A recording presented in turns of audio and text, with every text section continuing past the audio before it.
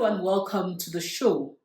Thank you for the amazing feedback and the outpouring of enthusiasm for this program. A quick mention of a comment from my former colleague Faith Osundu celebrating the fact that Nigeria started producing oil last year.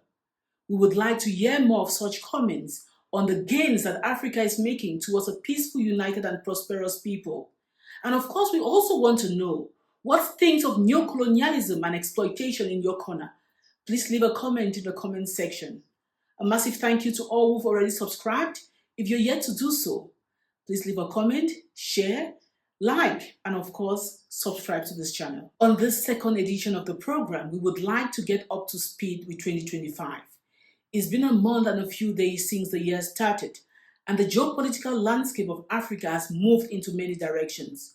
From the escalating tensions in the DRC, war threats between South Africa and Rwanda, and unease across the continent following Trump's sweeping executive orders, and Macron daydreaming of a thank you from Africa following 400 years of exploitation and plunder. It suffices to say, the year started off with a bang. But here at Hello Mr. President, we're all about celebrating the gains towards a great, united, peaceful and prosperous Africa, and unmasking neo-colonial politics and exploitation. So here are our top picks of the year so far. Starting off with some good news. Kenya says it would remove travel restrictions for nearly all Africans traveling to the country. But who's on the other side of nearly? Somalia and Libya didn't make the cut on account of terrorism threats. Kenya has suffered some of the worst acts of terrorism on the African continent in the last decade. And we can only hope that as the security threats diminish, Kenya will take its rightful place as a visa-free destination for all of Africa's people. Which leads us to the question, should we as Africans continue to visit our brothers and sisters in states which are not visa-free? Or should we be organizing major African events in countries which are not visa-free for all Africans? Would like to hear your view on this matter. In other uplifting news, Côte d'Ivoire joined a long list of Sahel states to bid farewell to French military forces. Great news or smokescreen? Only time will tell. But here at Hello Mr. President, we say it is great news until proven otherwise. The fact is, if we are serious about dismantling all forms of neo-colonial politics, exploitation and influence, no foreign military forces should be found on African soil. The African Union Peace and Security Council has often warned of the destabilizing nature of foreign forces in Africa.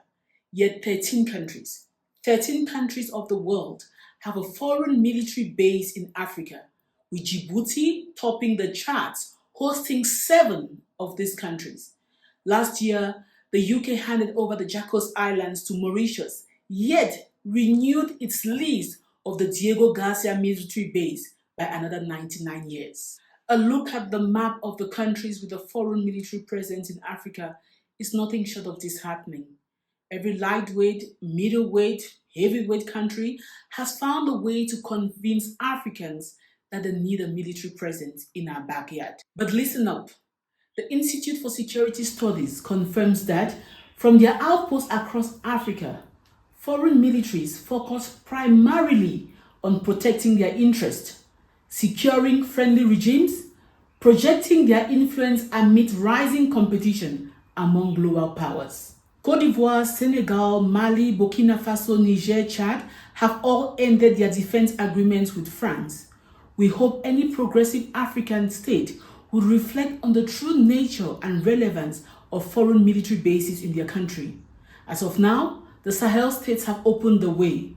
Will the rest of Africa follow? In 2018, thousands took to the streets of Accra denouncing a government decision allowing the US Army access to Ghana's radio waves and military bases. What, in your view, is the role that we as ordinary Africans can play in reducing the sheer number of foreign military bases in Africa? Will more African states heed to the call of the African Union Peace and Security Council, which has often warned of the destabilizing nature of foreign forces in Africa? And will they join the move to send these foreign forces home, along with all of the mercenaries destabilizing different parts of Africa? While we celebrate the move by Kenya to lift travel restrictions for Africans and the growing list of countries sending foreign military forces back home.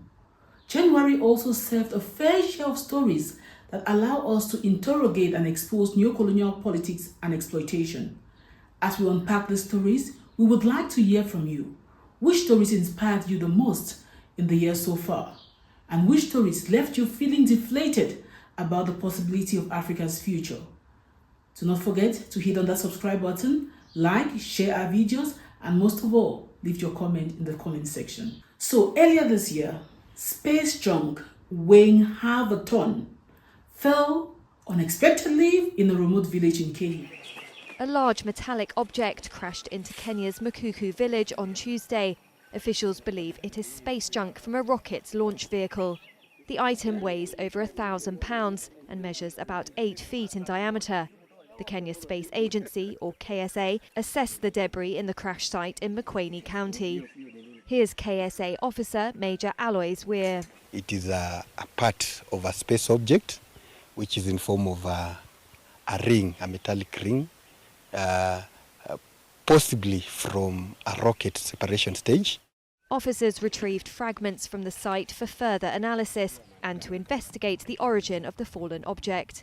We are to assess the impact to the area, identify whose space object it is, so that we can use the existing legal mechanisms under international law, as far as the Outer Space Treaty is concerned, to look and to find a way to first get the person and bring him to the responsibility of his space object. The KSA said the debris does not pose an immediate threat to safety.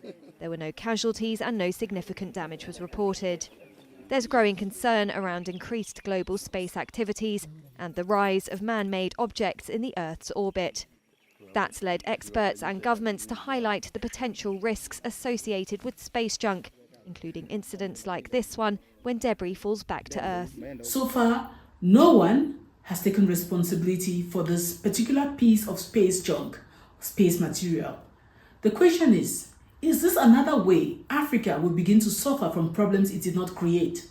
Old news with a new twist. So the war in Sudan has been going on for almost 2 years now. Tens of thousands have been killed, hundreds of thousands, if not millions, displaced. And the New York Times now reports that chemical weapons have been used in at least 2 separate occasions in Sudan. Meanwhile, CNN says a genocide has been committed on both sides of the conflict. The question is, who is providing such highly sophisticated weapons to the opposing forces in Sudan's conflict? We all know that Africa has been made as a source of raw material. We barely produce anything, talk less of such highly sophisticated weapons. So we would like to know, who is providing such weapons to the Sudanese forces? Who stands to benefit from this conflict? And who is contributing to the killing and mass massacre of Africa's people? Africa No Filter recently published a report in which it revealed that Africa loses $4.2 billion annually because of biased reporting. Yet, hello, Mr. President, we believe in the integrity of good journalism. And today we would like to give a shout out to Prosper Henry Ngorara for his fair and balanced report on the Lopito corridor. We read similar reports from other big media houses which seem to push a Western agenda, and would like to say a big shout out and thank you to Prosper for such good journalism. That's it for today. Thank you for watching. Don't forget to subscribe, like, share our videos, and leave a comment. We would like to hear from you. Which stories inspired you in the year so far, and which left you feeling devastated about neocolonial politics and exploitation? Remember, sticks in a bundle cannot be broken. Let's work together towards a united, peaceful, and prosperous Africa.